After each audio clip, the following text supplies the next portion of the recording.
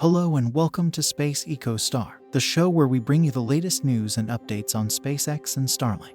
Today we have an exciting episode for you. We're going to cover the first of two Starlink delivery missions that happened on Saturday, October 21, 2023. A SpaceX Falcon 9 rocket lifted off with 21 Starlink satellites from Vandenberg Space Force Base in California at 1:23 a.m.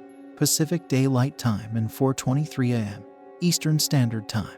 It was SpaceX's 22nd mission from the West Coast this year and its 75th orbital launch of 2023 overall.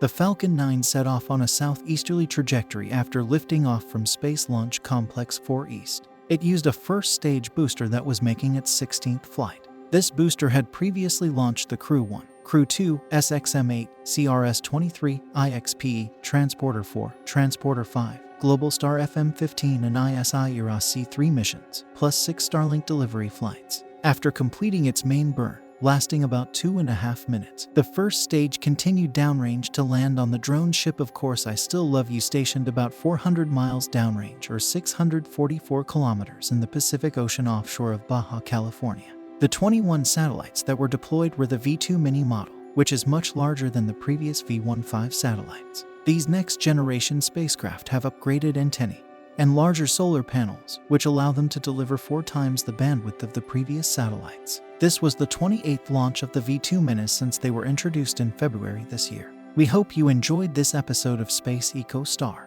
If you did, please give us a thumbs up and subscribe to our channel for more SpaceX and Starlink news and updates. You can also watch the second launch of the day by clicking on the end screen at the end of the video. Thank you for watching and see you next time.